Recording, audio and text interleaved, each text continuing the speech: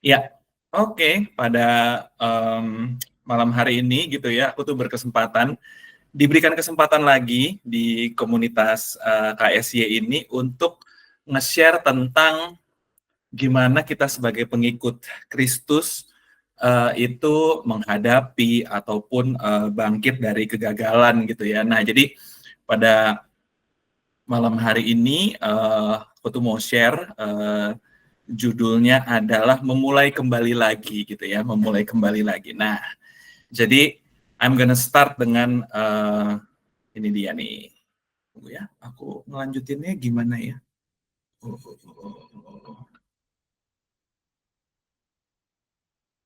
Tunggu. Gini kah? Ini ya. Oke. Nanti kalau ngelanjutinnya gimana ya? Sorry nih, aku rada-rada ini nih. Pencet kanan kiri aja bisa Kak Mas ya. Oh gitu ya. Oke. Gak apa-apa. Sip. Oke, kita mulai ya. Jadi aku akan mulai dengan sebuah kalimat tuh begini. Kegagalan itu bukanlah tentang orang, bukan tentang kejadian, ataupun juga tentang situasi. Berapa banyak kita sering bilang gini, aduh nggak tahu ya, kesempatannya kemarin, aku tuh gagal banget. Jadi seakan-akan kegagalan itu tentang aku, tentang orang. Ada lagi orang-orang yang suka bilang gini kan, ya dia sih udah dikasih kesempatan, tapi menyia-nyiakan. Jadi seakan-akan kegagalan itu tentang kejadian, tentang situasi, ataupun tentang hal-hal lain itu segalanya. Padahal kegagalan itu bukanlah tentang itu semua. Kegagalan itu sebenarnya adalah tentang pemaknaan gitu ya. Jadi sebenarnya kegagalan itu bukan tentang orang, bukan tentang kejadian, bukan tentang situasi, tetapi tentang sebuah pemaknaan. Apa sih kegagalan itu? Nah, ini saya buat kalimatnya nih. Jadi, buat teman-teman yang mungkin belum mengenal, perkenalkan nama saya Abimael Manuel, biasa dipanggil Bima.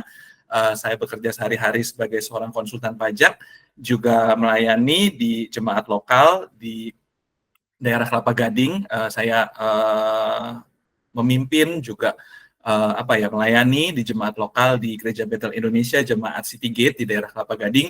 Jadi kurang lebih itulah hal-hal yang saya kerjakan. Nah, saya dikenal sebagai orang yang suka dengan definisi. Karena itu saya akan memulai sharing pada malam hari ini dengan sebuah definisi ya. Definisinya bilang begini, kegagalan adalah sebuah makna, seringkali makna yang buruk, yang kita berikan terhadap sebuah kejadian, sehingga ketika suatu kejadian itu kita berikan makna buruk, seringnya itu menghasilkan rasa bersalah, rasa malu, rasa sedih, rasa kecewa, marah, rasa tidak berharga, dan rasa tidak berdaya. Nah, sering nggak kita ketika ada momen sebuah kejadian, kita anggap kita itu gagal, biasanya perasaan-perasaan ini yang muncul. Suka jadi malu, jadi sedih, ngerasa bersalah, ataupun dua yang paling terakhir nih, paling sering biasanya, merasa tidak berharga. Ya, aku mah emang orangnya mah nggak bisa. Ya, mau gimana lagi ya, soalnya udah ini. Jadi seakan-akan ketika kita menaruh makna kegagalan, kita langsung kayak ngerasa tuh aku tuh nggak berharga banget. Ataupun seringkali juga kita itu ada dalam keadaan yang merasa tidak berdaya gitu ya. Aduh, kayaknya aku udah nggak bisa deh bangkit lagi gitu ya kan. Kalau berapa tahun yang lalu kan ada lagu yang terkenal kan, aku terjatuh dan tak bisa bangkit lagi. Jadi kayaknya udah aku tenggelam, wah kayaknya udah ini banget ya, udah bener-bener wah udah nggak mungkin ada yang bisa menolong aku, kayaknya udah terjerembab ke lembah yang paling kelam, paling dalam, bahkan kayaknya orang udah nggak peduli, udah nggak tahu. Jadi seakan-akan tuh ketika kita ngalamin kegagalan, kita itu benar-benar nggak berharga, nggak berdaya. Jadi mau bangkit lagi tuh rasanya nggak mungkin, mau percaya bahwa sesuatu tuh bisa terjadi tuh kayaknya nggak mungkin banget deh. Nah, khotbah pada malam hari ini, saya akan share dengan judul namanya Memulai Kembali Lagi. Kenapa? Karena gini, memulai kembali lagi itu mungkin. Seringkali orang nggak percaya bahwa bisa memulai kembali gitu ya. Memulai kembali itu mungkin lagi. Bahkan ada sebuah peristiwa di Alkitab yang menurut saya, wah ini sih jatuhnya sih udah parah.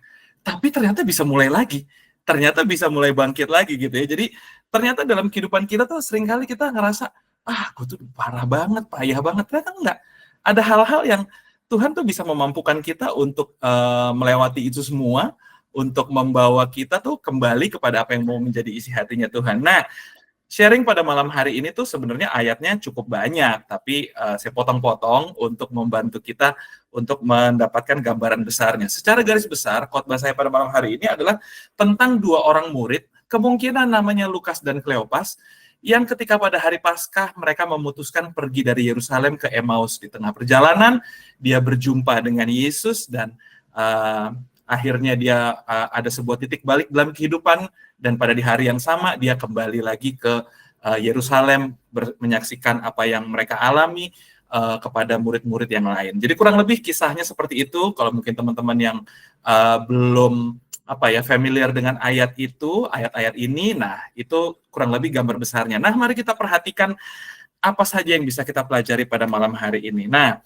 Lukas 24 ayat 13 sampai 14 firman Tuhan bilang begini. Pada hari itu juga dua orang dari murid-murid Yesus pergi ke sebuah kampung bernama Emmaus yang terletak kira-kira 7 mil jauhnya dari Yerusalem.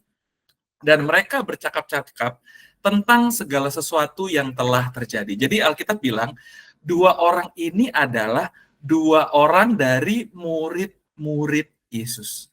Jadi bayangin, mereka adalah orang yang mengikut Yesus. Tuhan Yesus buat mujizat dia lihat, dia mengalami semua ups and down bersama dengan Tuhan Yesus. Seakan-akan mereka itu selalu bersama-sama dengan Tuhan Yesus karena mereka adalah murid-muridnya. Tapi yang menarik adalah ini, dibilang bahwa mereka pergi ke sebuah kampung yang bernama Emmaus. Oke, di sini saya buat kalimat begini. Dalam kehidupan, arah motivasi itu cuma ada dua, yaitu mendekati atau menjauhi sesuatu. Dalam hidup, arah motivasi itu pasti cuma dua. Gitu ya. Kenapa sih seseorang pergi dari rumahnya? Jawabannya cuma dua. Apakah dia pergi bekerja, mendekati sesuatu, atau dia nggak betah di rumah, menjauhi dari isi rumah. Gitu ya. Hidup itu pasti tentang itu, menjauhi sesuatu atau mendekati sesuatu. Nah, yang perlu jadi perenungan kita adalah begini, kira-kira apa yang ada di isi kepala dan hati kedua orang murid pada hari itu, sehingga bahkan pada hari Paskah, hari kebangkitan Tuhan Yesus, mereka memilih pergi ke Emmaus. Kalau berdasarkan kalimat yang awal, berarti pilihannya adalah mereka itu antara mendekati sesuatu atau menjauhi sesuatu, ya nggak? Nah, Alkitab nggak menunjukkan bahwa mereka ke Emmaus itu ada apa, mau ngapain, apa tujuannya. Alkitab tidak menulis dengan jelas, gitu ya. Apakah dia lagi mau staycation? Aduh, kayaknya aku pusing banget, guruku baru saja disalib, kayaknya aku pengen liburan dulu, gitu ya. Atau mungkin mereka mau ngapain gitu ya, atau mereka, aduh kayaknya guru kita udah nggak ada, apa aku mau cari guru baru, dan lain sebagainya. Alkitab nggak mencatat itu. Tapi kemungkinan terbesar, hal ini tuh menandakan bahwa mereka itu tidak mau lagi terlibat dengan Yerusalem, dan semua semua apa yang sedang terjadi di dalamnya hari-hari itu. Karena kalau kita baca di kalimat-kalimat berikutnya, di ayat-ayat berikutnya, mereka sudah dengar di pagi harinya, waktu pagi masih gelap itu, murid-murid atau para perempuan-perempuan tuh udah ke kubur dan kuburnya kosong. Jadi mereka tuh udah terima kabar bahwa kebangkitan udah terjadi. Tetapi di tengah berita kebangkitan terjadi, mereka tetap memilih untuk pergi. Menarik ya. Jadi karena arah motivasi itu cuma mendekat atau menjauhi, kemungkinan dia menjauhi sesuatu atau memang ada benar-benar tempat yang dia mau tuju. Ada sesuatu di Emmaus yang menarik hatinya sehingga Yerusalem tuh udah nggak terlalu berarti lagi. Dia mendingan pindah ke Emmaus ataupun dia memang menjauhi dari Yerusalem. Nah, ayat berikutnya menarik nih. Alkitab bilang begini. Ayat 15-17. Ketika mereka sedang bercakap-cakap dan bertukar pikiran, datanglah Yesus sendiri mendekati mereka, lalu berjalan bersama-sama dengan mereka. Tetapi ada sesuatu yang menghalangi mata mereka, sehingga mereka tidak dapat mengenal dia. Yesus berkata kepada mereka, apakah yang kamu percakapkan sementara kamu berjalan? Berhentilah mereka dengan muka yang muram. Oke, jadi pada hari ini akan ada 4 poin ya, yang bisa menjadi pembelajaran buat kita terkait tentang bangkit dari yang namanya kegagalan, memulai kembali lagi. Ada 4 hal yang bisa kita pelajari dari bagian ayat-ayat ini. Ini dia yang pertama. Ini dia. Yang pertama adalah begini. Jangan memproses kegagalan dan setiap rasa yang menyertainya itu sendirian. Saya ulang ya. Jangan memproses kegagalan dan setiap rasa yang menyertainya itu sendirian. Kalau kita baca tadi, murid ini perginya berapa? Berdua. Kenapa nggak pergi sendiri? Karena mungkin perjalanan yang cukup jauh, mungkin bosan di jalan, mungkin ngeri dengan keadaan saat itu, gitu ya. Tapi yang penting adalah begini, kalaupun engkau sedang mengalami kegagalan, mengalami kejatuhan, please jangan memproses kegagalan dan setiap rasa yang menyertainya itu sendirian. Dalam setiap musim kehidupan, setiap orang membutuhkan sahabat dalam perjalanan hidupnya. Karena hidup ini terlalu berat untuk dijalani sendiri. Nah, tuh, cakep tuh kalau mau dibikin status tuh. Karena hidup ini emang terlalu berat untuk dijalani sendirian. Dalam setiap musim kehidupan, setiap orang, saya butuh sahabat. Setiap kita butuh sahabat. Yang menarik adalah begini, kadang kita itu cari teman, cari orang lain ketika kita dalam kegagalan dan kejatuhan. Tapi Alkitab bilang begini, bahkan ketika kita tidak mencari Tuhan, Tuhan Yesus sendiri datang menghampiri kita. Ya nggak? Di tengah kegagalan, Tuhan tuh selalu hadir bagi kita. Seringkali kita mikir gini kan, aduh, aku gagal, aku jatuh. Udah nggak merasa berharga, nggak merasa berguna, ngerasa nggak berdaya. Ya kan? Teman-teman ninggalin. It's okay. Kalaupun hari ini teman-temanmu meninggalkanmu di tengah kegagalan dan kejatuhan, engkau masih punya Tuhan Yesus. Karena Alkitab bilang, di tengah kedua orang muridnya ini mungkin dengan marah, dengan kecewa, dengan sedih, menghadapi kegagalan di mana mimpi-mimpinya gagal, harapan-harapannya gagal, semua yang mereka rencanakan gagal, dengan gurunya Tuhan Yesus disalibkan, segala sesuatu akan masa depan itu seakan rasanya tuh gagal. Tapi gini, Tuhan Yesus sendiri bahkan hadir, datang, menjumpai mereka. Jadi gini, jangan pernah merasa sendiri, meskipun tidak ada orang yang bersama dengan engkau masih punya yang namanya Tuhan Yesus. Ini ada kalimat yang bagus banget. Saya tunggu nih, wah ini saya ada error, tunggu sebentar ya.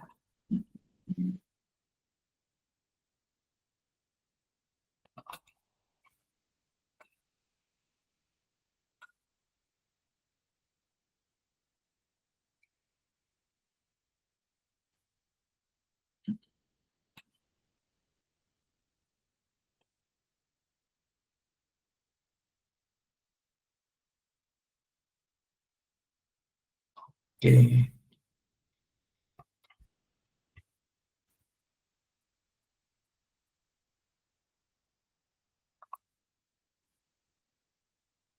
Ini kayaknya ini saya ada error deh.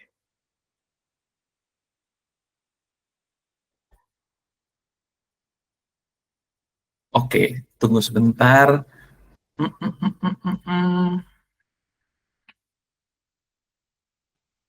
Oke, aku lanjut aja ya, nggak pakai ininya ya. Kayaknya soalnya error. Oke, ada sebuah kalimat yang bagus banget gitu ya. Kalimatnya tuh bilang begini. Nah, tunggu bentar ya. Ini tiba-tiba ada yang ngechat nih. Tunggu sebentar ya.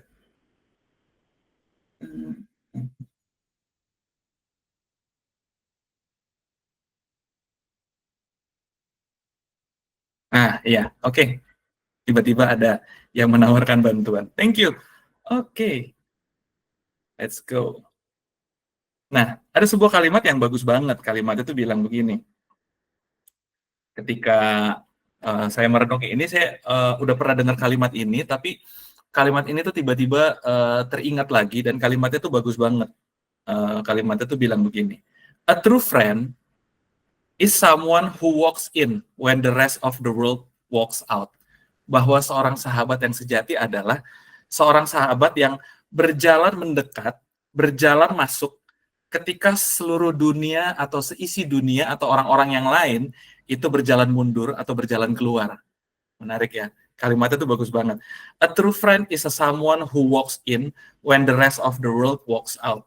Gitu ya. Seringkali ketika kita sedang ada dalam kehidupan kita gitu ya, kita tuh suka bilang gini ya, aduh, kayaknya udah nggak mungkin deh Tuhan tuh dekat dengan aku, kayaknya udah nggak mungkin deh Tuhan tuh bisa tolong aku, kayaknya udah nggak gini. Hey, ingatlah begini, bahwa kasih Tuhan itu tidak pernah bergantung dengan prestasi kita. Tetapi kasih Tuhan itu ada nyata besar karena siapa dia. Seringkali kita berpikir bahwa kasih Tuhan itu bergantung sama prestasi kita. Jadi ketika kita gagal, ketika kita nggak sanggup, ketika kita nggak ada dalam keadaan yang baik, kita ngerasa kayak, aduh Tuhan tuh nggak ada, Tuhan tuh kayaknya nggak mungkin, kayaknya Tuhan tuh nggak bisa deh, tolong aku dan lain sebagainya. Kayaknya Tuhan tuh nggak ada. Hey, Tuhan kita, Tuhan Yesus adalah Tuhan yang dikenal, Tuhan yang hadir datang ke tengah-tengah dunia, datang bagi kita. Jadi ingat bahwa Tuhan itu bukan hanya ada, Tuhan tuh hadir bagi kita. Ini tuh sebuah apa ya? Sebuah hal yang menenangkan banget, sebuah hal yang apa ya? Sebuah hal yang menjadi hal yang luar biasa banget karena Tuhan itu bukan hanya ada, Dia hadir bagi kita. Gitu. Jadi ini adalah hal-hal yang mungkin bisa kita inikan gitu ya, kita bisa ingat dalam kehidupan kita, hal yang bisa kita apa ya, kita ingat dalam kehidupan kita bahwa jangan pernah merasa sendiri, bahkan juga memproses apa ya, memproses yang namanya kegagalan itu dalam kesendirian, karena memang Tuhan itu tidak pernah tidak pernah membuat atau mendesain bahwa kehidupan ini untuk dijalani sendiri. Nah, ini boleh, kalau ada mungkin boleh bantu di next di halaman berikutnya gitu ya. Bahwa nah ini dia. A true friend is a someone who walks in when the rest of the world walks out. Ketika seluruh dunia tuh meninggalkan kita, Tuhan tuh nggak pernah meninggalkan kita. Tuhan tuh selalu ada, Tuhan selalu hadir di dalam kehidupan kita. Jadi hal pertama yang kita bisa pelajari adalah jangan pernah memproses yang namanya kegagalan dan setiap rasa yang menyertai kegagalan itu sendirian. Next, ayat berikutnya, ayat 25 sampai dengan ayat yang 27, firman Tuhan berkata demikian. Lalu ia berkata kepada mereka, hai kamu orang-orang bodoh, betapa lambannya hatimu, sehingga kamu tidak percaya segala sesuatu yang telah dikatakan para nabi. Bukankah Mesias harus menderita semuanya itu untuk masuk dalam kemuliaannya? Lalu ia menjelaskan kepada mereka apa yang tertulis tentang dia di dalam seluruh kitab suci, mulai dari kitab-kitab Musa dan segala kitab nabi-nabi. Bayangin ya, artinya tuh perjalanannya cukup jauh. Kenapa bisa kita simpulkan perjalanan cukup jauh? Karena Alkitab bilang, ia menjelaskan kepada mereka apa yang tertulis tentang dia dalam seluruh kitab suci, mulai dari kitab Musa sampai kitab nabi-nabi. Jadi bayangin, di tengah perjalanan, Tuhan Yesus perlu menjelaskan siapa dia, apa yang dia kerjakan, kenapa dia harus mengalami itu semua. Dimulai dari kitab Kejadian sampai kitab Maleaki. Jadi bayangin, perjalanannya itu panjang banget, sehingga cukup waktu untuk ngebahas itu semua gitu ya. Nah, hal yang kedua yang kita bisa pelajari tentang bangkit kembali dari yang namanya kegagalan. Yang kedua adalah ketika dalam kegagalan, tetap miliki hati yang terbuka untuk setiap nasihat, didikan, dan teguran. Ketika dalam kegagalan, tetap miliki hati yang terbuka untuk setiap nasihat, didikan, dan teguran. Nasihat itu apa sih? Definisi dari nasihat adalah begini. Apa yang tidak ingin kita dengar, tapi sebenarnya justru perlu kita dengar. Nah, itu yang namanya nasihat. Berapa banyak dari kita tahu, sadar bahwa begini, yang namanya dikasih nasihat tuh nggak enak, ya nggak? Sama kayak minum obat kan, dikasih nasihat tuh nggak pernah enak. Nggak ada orang tuh gini, aku seneng dinasehatin. Nggak ada. Naturnya orang tuh ketika diberi nasihat tuh rasanya nggak enak. Tapi gini, jangan-jangan nasihat itu adalah apa yang perlu kita dengar. Saya pernah dengar kalimat ini tuh bilang begini, tidak semua orang yang bilang iya pada kita adalah orang yang baik. Karena bisa jadi orang itu cuma manas-manasin kita. Tidak semua orang yang berkata tidak kepada kita adalah orang jahat. Karena jangan-jangan dia sedang menyelamatkan kita dari kejatuhan. Seringkali kan kita kalau berteman, seringnya kan orang yang iya-iya aja kan. Jadi seakan-akan divalidasi terus, diiyain, yang dia inginkan diiyain. Jadi seakan-akan semua orang yang bilang iya itu tuh yang baik. Padahal belum tentu. Dan nggak semua orang yang bilang tidak itu, atau bilang jangan, atau bilang nggak boleh, itu adalah orang yang jahat. Bisa jadi dia orang yang Tuhan kirimkan untuk memberikan nasihat, supaya kita jangan jatuh. Gitu ya. Saya buat kalimat begini, pada dasarnya kita hanya akan mempercayai apa yang mau kita percayai. Sebenarnya orang tuh seselektif itu. Dia cuma mau percaya apa yang dia percayai, dia cuma pengen dengar apa yang dia mau dengar. Pertanyaannya begini, maukah kita dikoreksi? Karena gini, kalau kita nggak mau dikoreksi, sulit untuk kita bisa bangkit lagi.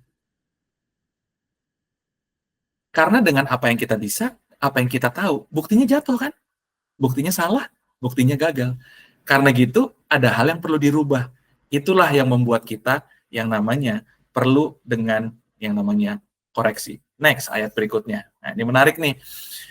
Ayat 28-29 firman Tuhan bilang begini, mereka mendekati kampung yang mereka tuju, lalu ia berbuat seolah-olah hendak meneruskan perjalanannya. Tetapi mereka sangat mendesaknya, katanya, tinggallah bersama-sama dengan kami. Sebab hari telah menjelang malam, dan matahari hampir terbenam. Lalu masuklah ia untuk tinggal bersama-sama dengan mereka. Ayat 30-31, ayat berikutnya bilang begini. Waktu ia duduk makan dengan mereka, ia mengambil roti, mengucap berkat, lalu memecah-mecahkannya, dan memberikannya kepada mereka. Ketika itu terbukalah mata mereka, dan mereka pun mengenal dia. Tetapi ia lenyap dari tengah-tengah mereka. Kalau hal yang pertama tadi, ngomongin tentang jangan memproses kegagalan dan setiap rasa yang menyertainya itu sendiri. Yang kedua, ngomongin tentang di tengah kegagalan, tetaplah miliki hati yang terbuka untuk yang namanya nasihat, teguran, ataupun didikan. Yang ketiga, pengetahuan itu mengisi pemikiran kita. Tetapi pengalaman bersama dengan Tuhan, itulah yang akan mengisi hati kita sampai ke relung-relung yang sepi dan terdalam. Pengetahuan itu akan mengisi pemikiran kita. Sama kayak tadi tuh, ketika mereka berjalan bersama dengan Tuhan, dibukain ayat, dikasih tahu, dibacain dari kitab Kejadian, Keluaran, Imamat, Bilangan, Ulangan, Hakim-Hakim, wah semua tuh, kitab Yehezkiel, Daniel, Hosea, semua dibukain, kitab apalagi Ratapan, Mazmur, Amsal, semua dibukain sampai kitab Maliaki. Tapi ternyata pengetahuan itu hanya mengisi pemikiran mereka. Apakah hidup mereka langsung berubah? Enggak. Justru yang menjadi trigger membuat hidup mereka berubah adalah mata mereka terbuka adalah pengalaman bersama dengan Tuhan. Karena gini, hanya pengalaman yang bersama dengan Tuhan itu yang bisa mengisi hati kita sampai ke relung-relung yang paling sepi, relung-relung yang paling dalam, relung-relung yang paling gelap, relung-relung yang paling rahasia, relung-relung yang paling kita nggak mau orang lain tahu. Tapi pengalaman bersama dengan Tuhan, itu tuh bisa masuk ke dalam situ. Nah, boleh next, saya buat kalimat seperti ini nih. Ada kalanya, Tuhan tuh membawa kita kembali ke suatu tempat untuk memproses hati kita dengan membuat sebuah pengalaman, sebuah narasi, sebuah rasa, serta makna yang baru. Tujuannya hanya supaya kita bisa melanjutkan kehidupan dengan hati yang pulih. Pada momen ini, tempatnya mungkin bukan tempat yang baru, bukan tempat yang sama, tapi makan bersama dengan Tuhan Yesus itu kayak jadi sebuah suatu tempat, walaupun nggak secara geografis. Ketika orang punya pengalaman akan kegagalan, punya rasa sedih, rasa bersalah, narasi di dalam kepalanya tuh hancur banget, buruk banget, seakan-akan nggak ada yang baik. Tuhan perlu buat pengalaman yang baru bersama dengan Tuhan. Hanya untuk apa?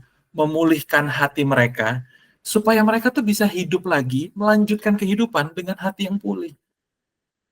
Jadi momen makan bersama dengan Tuhan itu kayak menarik semua pengalaman berharga bersama dengan Tuhan di masa lalu, yang dulu itu tuh seakan-akan teranulir semuanya dengan kesedihan mereka hari itu, dengan kegagalan mereka hari itu, dengan segala kemarahan, kesedihan, rasa tidak berharga, rasa gagal, rasa kayaknya mau menyerah, mau kabur, mau lari dari proses dan lain sebagainya.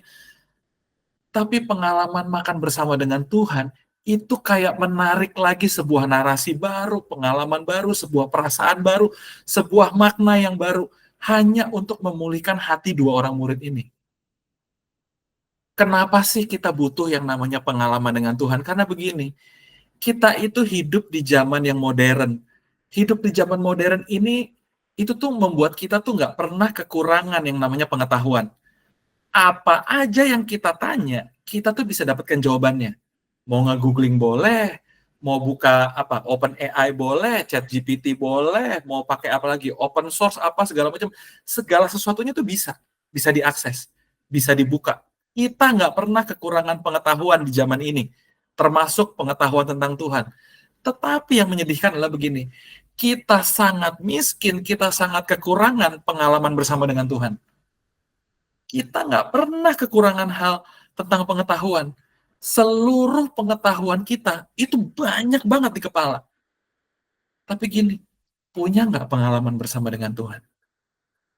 Kalau kita tanya sama diri kita ya, kurang pengetahuan apa sih kita tentang Tuhan?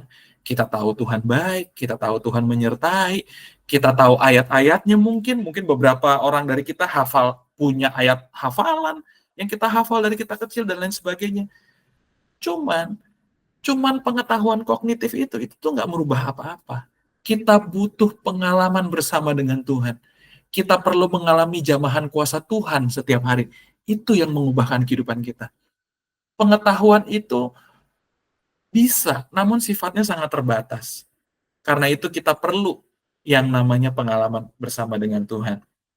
Boleh next lagi, ada ayat 32 sampai ayat yang ke-35, firman Tuhan bilang begini, kata mereka seorang kepada yang lain, bukankah hati kita berkobar-kobar ketika ia berbicara dengan kita di tengah jalan dan ketika ia menerangkan kitab suci kepada kita? Perhatikan, detik itu juga, malam itu juga, Alkitab bilang apa? Lalu bangunlah mereka dan terus kembali ke Yerusalem. Mereka kembali ke tempat yang tadinya dia mau pergi, kabur, nggak mau ikut-ikutan, nggak mau lagi ada di situ. Alkitab bilang, di situ mereka mendapati ke-11 murid itu, mereka sedang berkumpul bersama-sama dengan teman-teman mereka. Ayat berikutnya, 2 ayat terakhir. Kata mereka, sesungguhnya Tuhan telah bangkit dan telah menampakkan diri kepada Simon.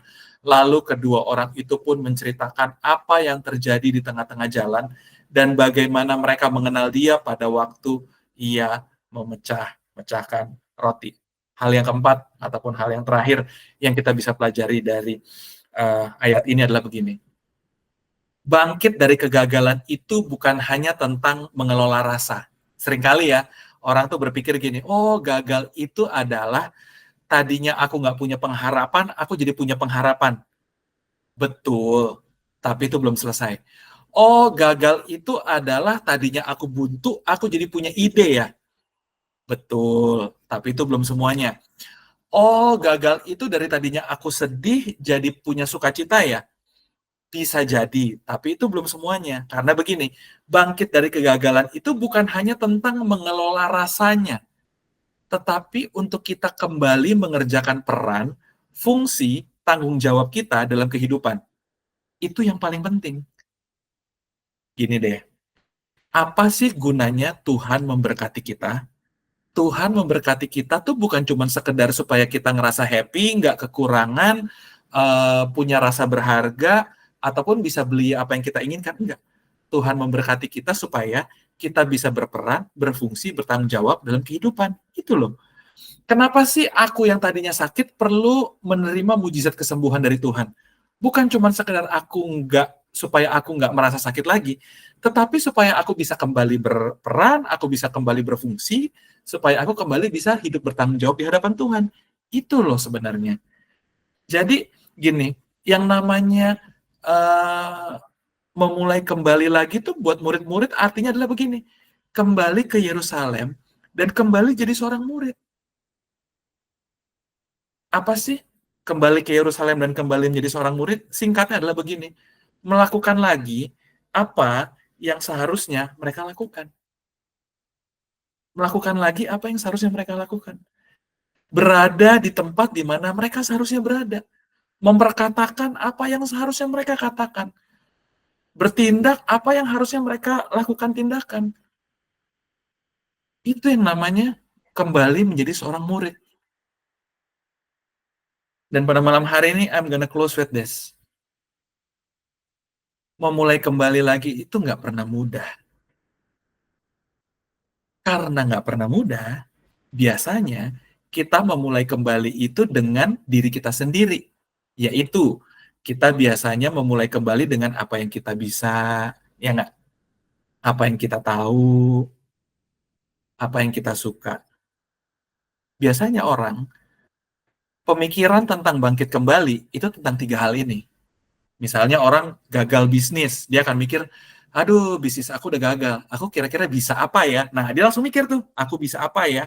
Atau apa yang aku suka ya untuk aku lakukan ya? Atau apa sih yang aku tahu untuk aku lakukan? Biasanya orang tuh berkisar 3 hal itu. Apa yang aku bisa, apa yang aku tahu, apa yang aku suka. Tapi pertanyaannya begini, hidup itu tuh nggak harus memulai kembali dengan 3 hal itu. Karena ada pilihan yang keempat, yaitu kita bisa lagi memulai dengan Tuhan dan memulai bersama dengan Tuhan. Seringkali orang ketika mau bangkit lagi, fokus utamanya tuh cerita heroik diri sendiri, gitu ya. Kalau teman-teman mungkin pernah melihat kisah sukses seseorang, baca buku, autobiografi, atau kisah-kisah inspiratif, pertanyaan saya cuma satu, bisakah kita menemukan ada peran Tuhan di dalam situ? Karena seringkali itu kan cerita inspiratif tentang kebangkitan dari kegagalan itu kan tentang kekuatan mental, karakter yang ditempa gitu ya, tentang betapa agile-nya, betapa tentang resourceful dan lain sebagainya. Tapi bisa nggak di dalam kegagalan kita, kita menemukan sebuah narasi tentang Tuhan. Tuhan yang tidak pernah meninggalkan aku, Tuhan yang membuat mujizat. Jadi kisah kebangkitan kita tuh pahlawannya bukan kita, tapi Tuhan. Kalaupun kita bisa bangkit, itu karena Tuhan, bukan karena kita. Kita bisa bangkit bukan karena apa yang kita bisa, bukan karena apa yang kita tahu, bukan karena apa yang kita suka. Tapi karena ada Tuhan yang menyertai. Karena ada Tuhan yang menemani. Karena ada Tuhan yang mengangkat kita. Karena ada Tuhan yang memberi kesempatan kedua. Karena ada Tuhan yang kerjakan mujizat. Karena ada Tuhan yang belah laut merah bagi kita. Karena ada Tuhan yang buka jalan buat kita. Karena ada Tuhan yang kerjakan apa yang nggak mungkin buat kita. Itu loh harusnya menjadi pesan kebangkitan kita. Pertanyaan buat perenungan kita pada malam hari ini adalah begini. Hal atau area apa dalam kehidupan kita yang mau kita mulai kembali bersama dengan Tuhan? Mungkin ada orang-orang yang gini, iya ya, kayaknya hari ini aku sadar aku udah jauh banget dari Tuhan. Aku udah gak pernah berdoa lagi. Aku mau mulai lagi deh, punya hubungan sama Tuhan, punya mesbah doa. Start, mulai dengan Tuhan, mulai bersama dengan Tuhan.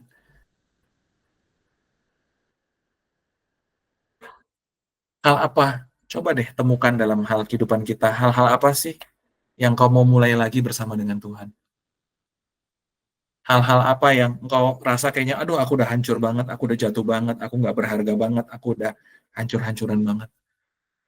Saya cuma bilang begini, engkau nggak akan pernah bisa bangkit dengan dirimu sendiri. Engkau perlu anugerah Tuhan. Kita perlu anugerah Tuhan untuk kita bisa bangkit. Karena itu begini, serahkan kegagalanmu ke dalam tangan Tuhan. Serahkan semua perasaan-perasaan yang menyertai peristiwa kegagalan itu. Bawa pada Tuhan. Proses bersama dengan Tuhan. Dan maju berjalan bersama dengan Tuhan. Bangkit bersama dengan Tuhan. Gak ada hal yang paling indah ketika kita menghadapi perjalanan kehidupan ini. Berjalan bersama dengan Tuhan. Karena apalagi dalam kehidupan kita, yang mau kita cari, yang mau kita capai, yang mau kita kejar. Kalau bukan tentang hidup berjalan bersama dengan Tuhan. Jadi pada malam hari ini pesan saya adalah, kalaupun kau sedang dalam kegagalan hari ini, datang pada Tuhan, hampiri Tuhan, mulai berjalan lagi bersama Tuhan, dan selamat memulai kembali bersama dengan Tuhan. Mari kita tundukkan kepala kita berdoa. Tuhan, aku berdoa untuk setiap anak-anak-Mu pada malam hari ini. Hamba tidak tahu apa yang sedang terjadi persis dalam kehidupan setiap anak-anak-Mu. Tapi hamba tahu Tuhan, bahwa Engkau nggak pernah meninggalkan kami. Dalam malam yang paling gelap, paling kelam, Engkau selalu ada. Bahkan di tengah kebodohan, kejatuhan, kami yang paling konyol, yang paling kelam, yang paling dalam. Bahkan ketika kami merasa orang-orang meninggalkan kami tahu Tuhan, ada seorang sahabat sejati yang memilih hadir di tengah-tengah dunia ini, karena tahu kami nggak punya harapan untuk kami jalan pulang. Engkau sendiri yang buka jalan, bahkan Engkaulah jalan itu sendiri. Terima kasih Tuhan, Engkau nggak menyerah dengan hidup kami. Kami mengucap syukur Tuhan, dalam setiap proses yang kami hadapi, kami tidak perlu menghadapi itu sendirian. Karena ada anugerah Tuhan, ada pertolongan Tuhan, ada mujizat Tuhan yang selalu ada dalam kehidupan kami. Terima kasih Tuhan Yesus, biar pada malam hari ini, bahwa mata kami nggak berfokus hanya kepada kejatuhan dan kegagalan kami, tapi biarlah mata kami berfokus kepada apa yang tangan Tuhan sedang kerjakan hari ini, yang menuntun kami kembali kepada kebangkitan, untuk kami setiap hari semakin mendekat pada hatinya Tuhan, mendekat kepada setiap penggenapan janji-janji Tuhan. Terima kasih Tuhan Yesus, kami tahu ada sebuah pesan yang luar biasa, kasih karunia Tuhan tidak pernah gagal dalam kehidupan kami. Meskipun kami dalam kegagalan, kejatuhan yang paling kelam, kasih karunia Tuhan melebihi itu semua. Terima kasih Tuhan Yesus, dalam nama-Mu kami berdoa dan mengucapkan syukur kami. Amin.